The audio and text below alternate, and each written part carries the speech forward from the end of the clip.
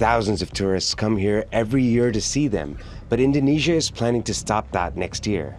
It wants to close the island as it tries to save the rare dragons. Only about 3,000 of them remain because the food supply and natural habitat are dwindling. In remote Indonesian villages, farmers have faced a terrifying new challenge: Komodo dragons, invading their homes and preying on livestock. A Komodo dragon from the Komodo Wildlife Park in Indonesia attacked 2 staff members Wednesday afternoon. 50-year-old park ranger was sitting at his desk when the 2-meter Komodo dragon attacked his leg as he tried to climb onto a chair. With attacks increasing and fear growing, locals desperately seek solutions. But what if the answer came in the form of a spiky defender already living nearby? Porcupines, covered in sharp quills and feared by many predators, inspired an unusual idea to hold back the mighty Komodo dragons. Could these prickly creatures really stand between people and one of nature's deadliest reptiles? The unexpected results reveal both hope and new complications in this extraordinary animal showdown.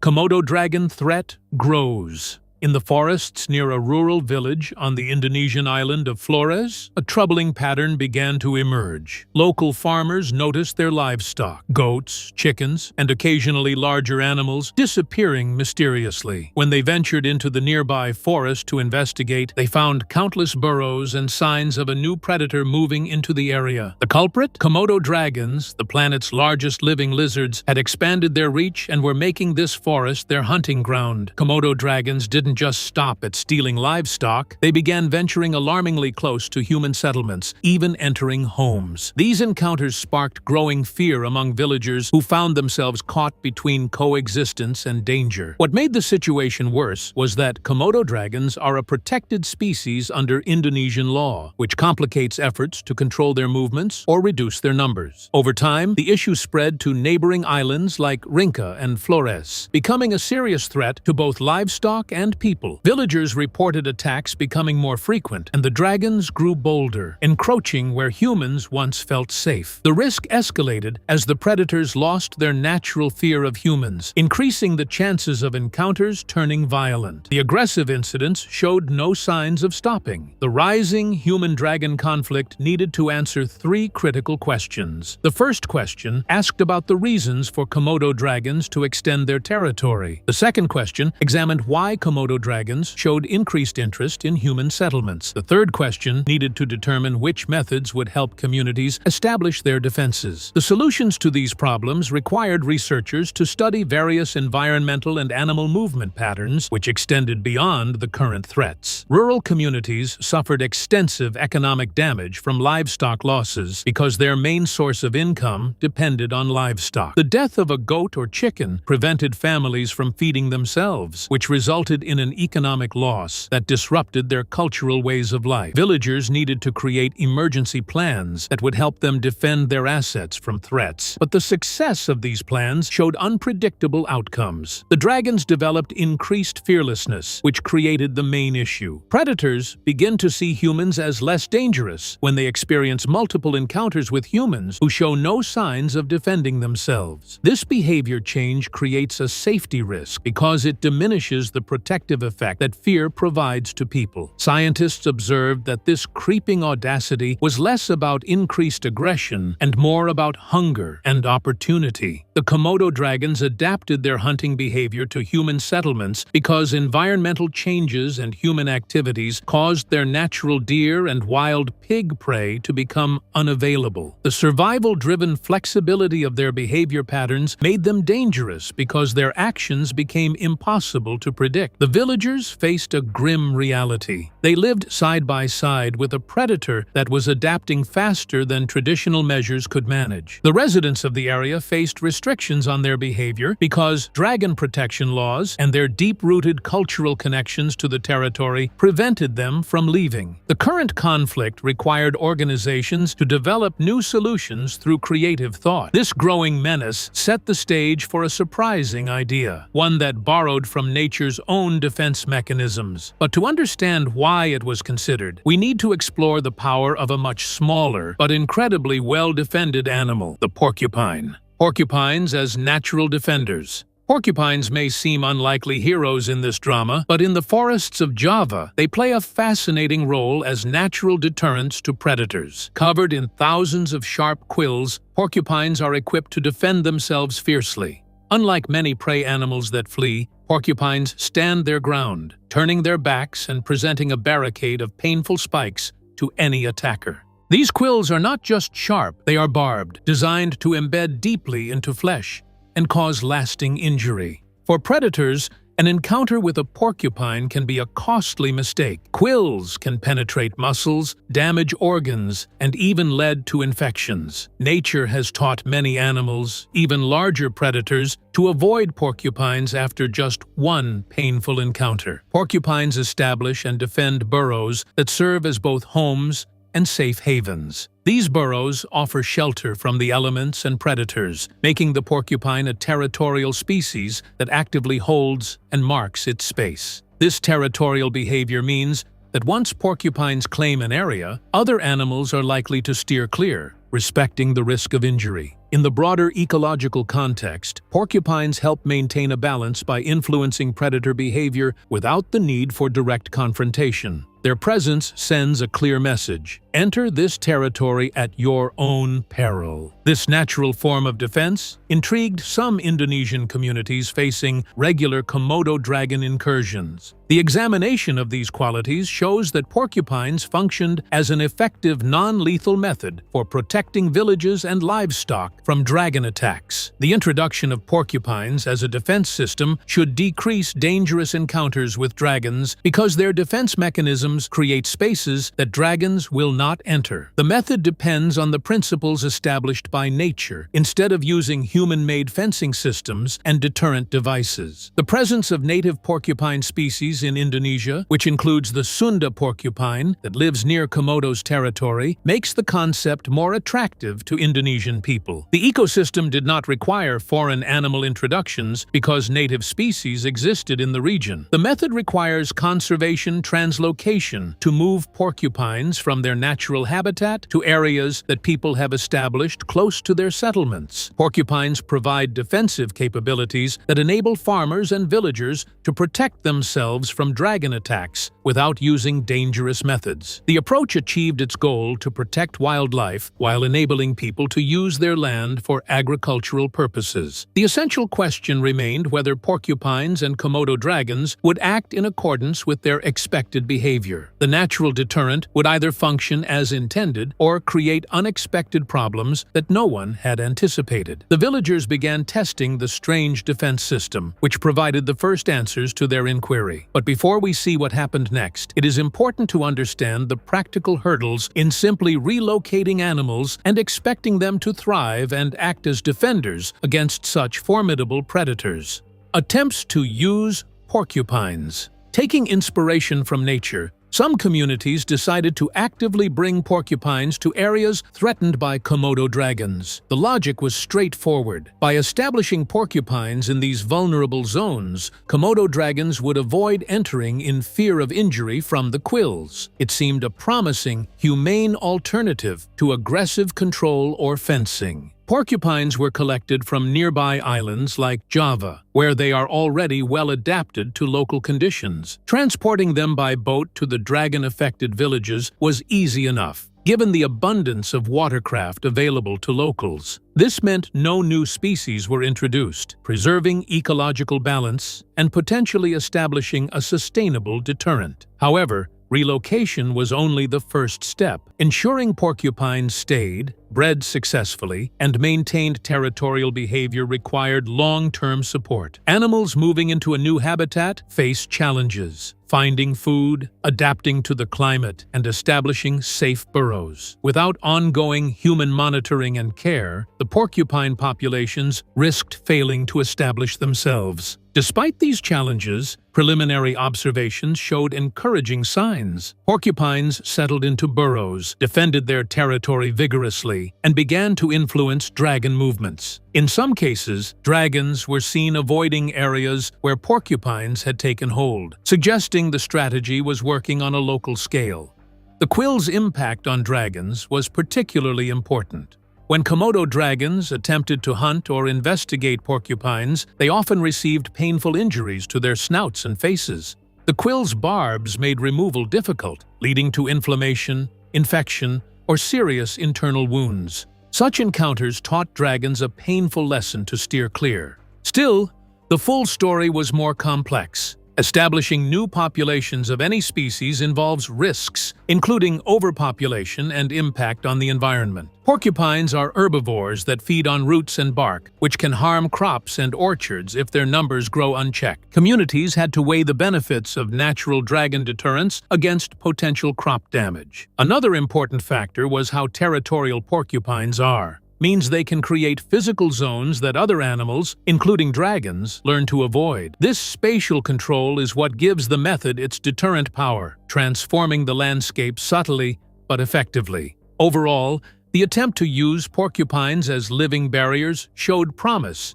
but came with caveats. The balance between predator control, ecosystem health, and human livelihood remained delicate. As these spiny sentinels took hold, communities learned valuable lessons about nature's complicated checks and balances. While this wildlife strategy developed, people also explored more traditional protective measures, creating a fuller picture of coexistence with Komodo dragons. Ecological and practical challenges. Moving porcupines into new territories seemed promising, but the reality of relocating wildlife is far more complicated than simply transferring animals from one place to another. Even though porcupines are native to nearby islands like Java and Sumatra, physical barriers, such as bodies of water, prevent them from naturally populating Komodo dragon habitats. This isolation is a key reason for their absence on some islands, making human intervention the only way to establish them there. However, simply releasing a few porcupines isn't enough to create a stable, self-sustaining population. Small groups face numerous challenges, including finding sufficient food, adapting to new environmental conditions, and securing breeding success. Without proper monitoring and support, relocated porcupines could fail to thrive, rendering the entire effort ineffective. Conservation translocation involves more than just relocation.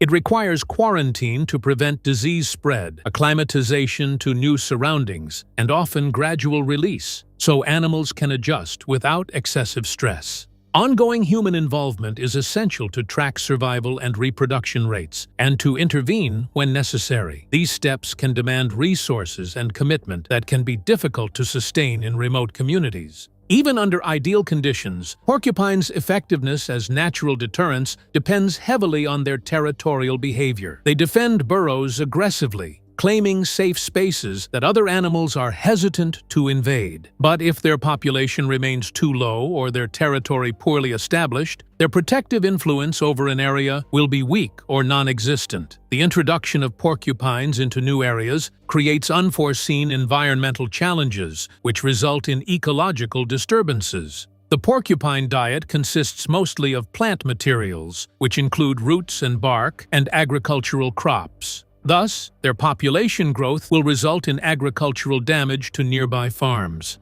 The outcome creates a conflict between local people and their protective spiny animals, which results in new issues for towns that already face Komodo dragon dangers. The underground burrow system creates additional difficulties for the situation. The underground shelters serve as a battleground between multiple species, which includes Komodo dragons and wild pigs. The porcupines will take control of the majority of the burrows, which will force other animals to live in places that do not suit their needs, thus creating disturbances in the natural ecosystem. The displacement of animals creates a chain reaction that impacts all living things and the ability of ecosystems to recover from disturbances. The natural predators, which include Komodo dragons, display a strong ability to adjust their behavior. The presence of porcupines will create constant danger, which forces them to alter their hunting methods and their movement patterns as well as their operational areas.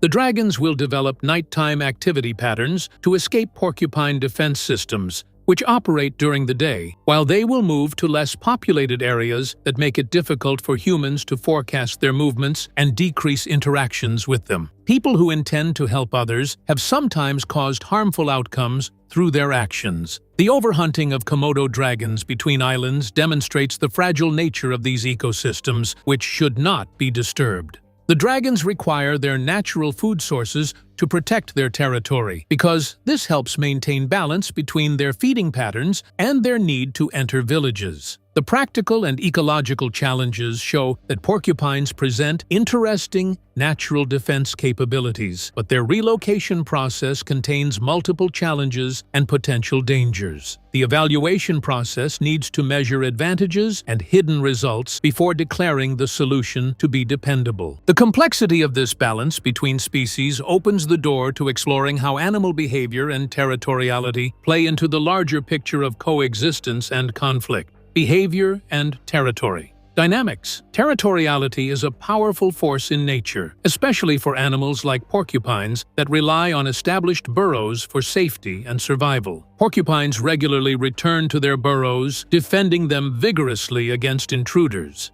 This creates stable zones that other species tend to avoid, reducing encounters and conflicts by sheer presence. Komodo dragons also depend heavily on burrows, not just for resting, but for hiding from the heat and as temporary refuges. However, dragons rarely dig their own. Instead, they appropriate burrows created by other animals, including wild pigs and small mammals, making burrows a shared but contested resource. This overlap naturally leads to competition between dragons and porcupines. Where porcupines have already established themselves in burrows, dragons face a tough decision. Either avoid these locations altogether or attempt entry, despite the risks. Porcupines' quills and defensive posture give them a significant advantage in close quarters. Dragons, confined within the tunnel-like burrow, lose room to maneuver, making offensive attacks more dangerous. When a Komodo dragon enters an occupied burrow, the porcupine typically backs in tail first, lashing out with quills aimed directly at the predator's face and eyes. These strikes don't just cause pain, but can embed barbed quills deep into dragons' sensitive tissues, causing serious injury, infection, and long recovery times. After such experiences, predators often remember the pain and learn to avoid similar confrontations in the future. This behavioral learning is critical. Most predators, including Komodo dragons, prefer to avoid unnecessary injury, which can compromise their ability to hunt and survive. Once a hunting attempt leads to serious injury, predators usually stop repeating that behavior, effectively shaping their territories and prey choices. Similar avoidance patterns have been recorded elsewhere, with porcupines deterring predators across the animal kingdom. In Africa, lions, leopards, and other large carnivores have been observed steering clear of areas where porcupines are abundant after just one unpleasant encounter. This widespread pattern underscores the potential power of porcupines as natural deterrents. Scaling this deterrent effect through targeted porcupine population expansion could, in theory, establish living barriers around vulnerable human settlements. These living fences may encourage Komodo dragons to keep their distance without resorting to lethal control methods or costly infrastructure. The idea offers a humane, environmentally sound alternative to conflict mitigation. However, implementing such a strategy requires understanding and managing complex interspecies dynamics and environmental factors. The success of porcupines in deterring dragons depends not only on their presence, but on their ability to claim and defend key territories persistently. Without this, the deterrent effect may weaken over time. Despite uncertainties, this interplay of behavior and territory suggests promise. It captures how animals' instincts and survival strategies shape their interactions with each other and with human communities struggling for safety and coexistence. As nature's own defenders settle in and influence dragon movements, attention turns to how these adaptable reptiles might respond next, potentially shifting the balance once again. Komodo dragons' adaptation risks. Komodo dragons are remarkable survivors, adapting to changing environments with surprising flexibility.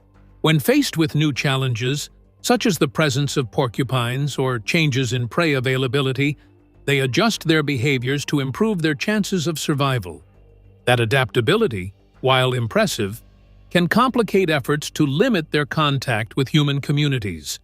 For example, If porcupines occupy preferred burrows or territories, dragons may shift to less ideal areas rather than confront the painful risk of injury.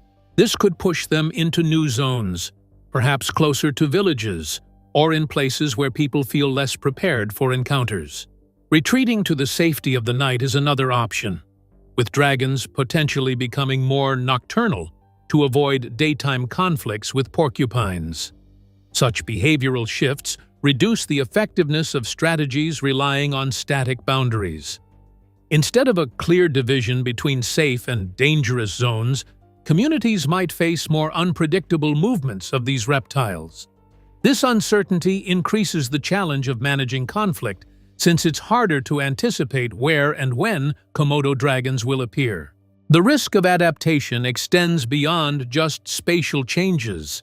If dragons become more elusive by changing their active periods or hunting habits, encounters could still happen under unexpected circumstances, making protection measures less reliable. Their intelligence and survival instincts drive them to exploit any opportunity for food with minimal risk, including bending to new routines when necessary. Over time, Komodo dragons' responses to deterrents like porcupines might lessen. If the dragons learn to avoid porcupines during certain times but take risks at others, the protective effect could become patchy or temporary. This dynamic cat-and-mouse game between predator and deterrent highlights nature's constant push and pull. The existence of dragons who seek alternative food sources to bypass their barriers presents another possible outcome. The predation issue near villages will continue to exist because porcupines do not solve the problem when livestock remains more accessible than wild animals and protected burrowing areas. The method shows that human-wildlife conflicts cannot be solved by using deterrence as their only solution. The human activities and environmental changes that affect Komodo dragons will result in their population decline and subsequent migration toward different islands and habitats. The movements will extend existing problems to new areas that have never faced such issues, thereby increasing the difficulty of management tasks. The implementation of localized solutions will remain ineffective without complete ecosystem protection. The worst case, which threatens dragon existence, will occur through gradual pressure, which will lead to displacement, as demonstrated by nearby islands where dragon prey disappeared. Ecological collapses disrupt food chains and biodiversity, which creates unintended effects that impact the entire region. Developing sustainable approaches for coexistence requires understanding and predicting adaptive behaviors of organisms. The situation requires multiple strategies that need to adapt through changing environmental conditions because it requires precise control. While dragons evolve their tactics, communities have not remained passive. Many have embraced a mix of traditional and modern methods to enhance safety and reduce the chances of dangerous encounters. Human strategies for safety. Living alongside an apex predator like the Komodo dragon requires more than courage. It demands practical, consistent strategies that reduce risk without disrupting the balance of the environment. For communities in places like Komodo National Park, safety isn't about eliminating the threat entirely, but managing it in ways that allow both humans and wildlife to coexist. One of the most effective approaches starts with reducing attractants. In simple terms, villages must avoid becoming easy hunting grounds. Livestock, such as goats and chickens, should be kept in strong, enclosed pens, especially at night when visibility is low and predators are more active. Allowing animals to roam freely may seem convenient, but it creates predictable opportunities for Komodo dragons to strike. Over time, even a few successful hunts can condition these predators to return repeatedly, increasing the danger for everyone. Waste management is just as important. Komodo dragons have an extremely sharp sense of smell, capable of detecting carrion and food scraps from significant distances. Open garbage pits, leftover food, or even the remains of dead animals can act like signals. drawing dragons closer to human settlements. By keeping waste sealed, disposing of it properly, and maintaining clean surroundings, communities can remove one of the biggest triggers for unwanted encounters. It's a simple habit, but one that has a powerful impact. Physical barriers provide another layer of defense. While no fence is completely dragon-proof, sturdy enclosures and reinforced boundaries can slow them down and make entry more difficult. This forces the animal to weigh effort against reward, and often, that extra resistance is enough to discourage an approach. Even small improvements, like raising fence height or strengthening weak points, can significantly reduce opportunistic attacks. When dragons do appear, human reactions matter. Many locals rely on instinct, using sticks or throwing stones to scare them away. While this can work in the moment, it carries real risk. Komodo dragons are fast, powerful, and capable of sudden aggression if provoked. More extreme actions, like attempting to grab or pull a dragon by the tail, may seem effective in rare cases, but they are dangerous and not a reliable long-term solution. These encounters highlight the need for safer, more structured responses rather than split-second decisions. The psychological effect exists as a legitimate threat that extends beyond the physical threats that people experience. The survey results indicate that approximately 91% of residents experience continuous fear that dragons will attack their villages. The fear that people experience throughout their day determines their home movement patterns and their animal care and area movement schedule. The process of staying alive represents a necessity, but achieving mental relaxation demands more than survival. People in these communities decide to remain there. People who have deep cultural connections with their homeland find it hard to move away from their home territory. The Komodo dragon's presence creates both economic benefits and economic challenges. The presence of Komodo National Park has established new income sources for local people, who now use the dangerous animals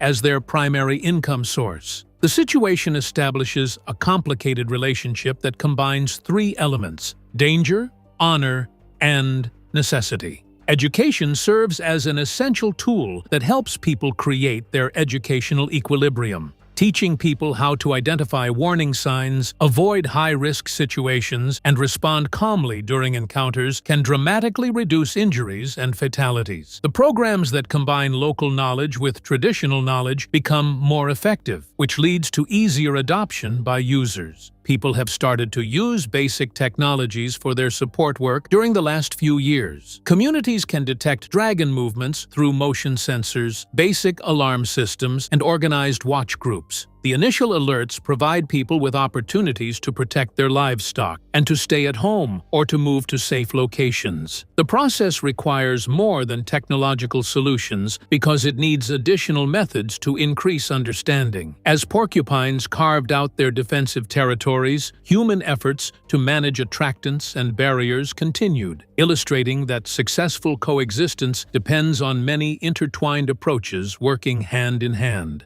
Balancing conservation and coexistence. Komodo dragons are not just dangerous predators, they are also a vital part of Indonesia's natural heritage and a legally protected species. That status makes the situation far more complex than simply removing them from areas where humans live. Any solution has to walk a careful line, protecting people while also preserving one of the world's most unique reptiles. The real challenge is not choosing one over the other, but finding a way for both to exist without constant conflict. For many communities living near these reptiles, Komodo dragons are more than animals. They are part of local identity. In some traditions, they are even seen as distant relatives or spiritual counterparts, creating a sense of connection rather than pure fear. This cultural perspective plays a powerful role. It encourages tolerance, but it also limits extreme responses like hunting or forced relocation. Conservation strategies that ignore these beliefs are unlikely to succeed, which is why local voices must remain central in any long-term plan.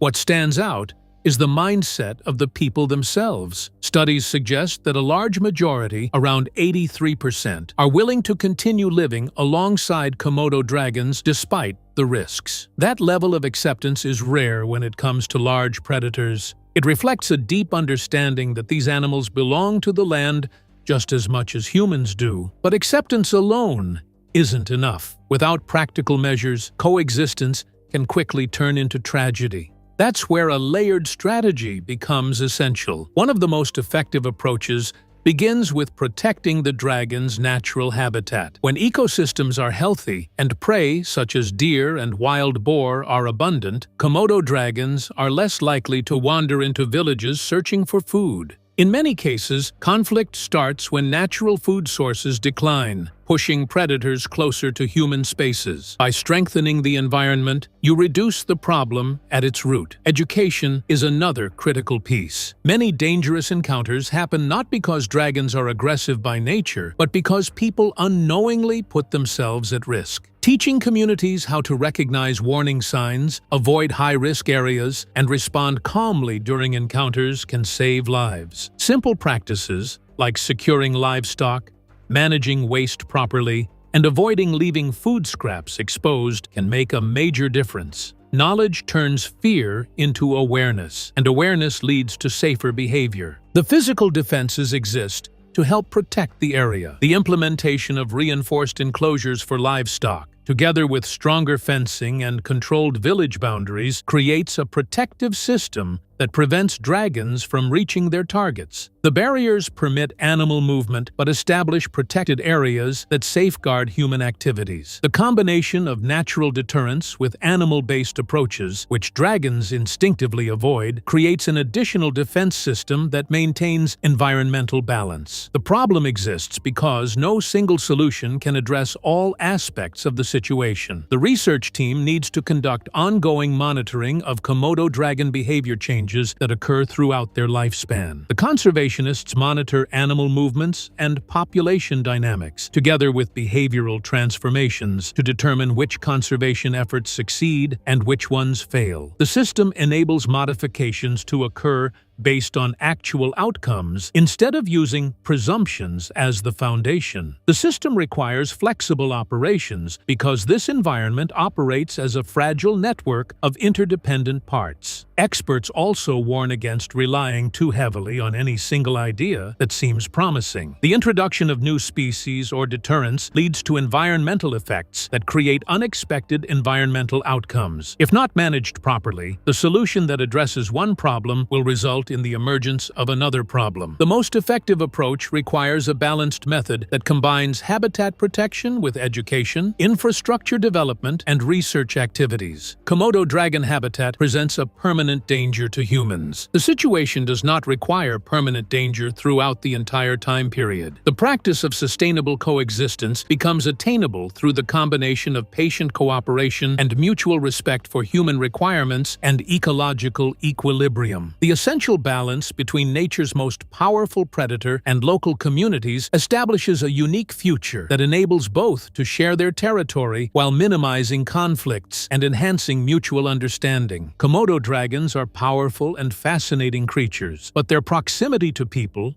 demands smart coexistence strategies. While porcupines offer a curious natural deterrent, lasting safety depends on a balanced blend of habitat protection, community action, and respect for wildlife. If you found this story as intriguing as I did, hit like and subscribe for more surprising nature tales. And don't miss the next story waiting for you on screen, where things get even more unexpected. Thanks for watching.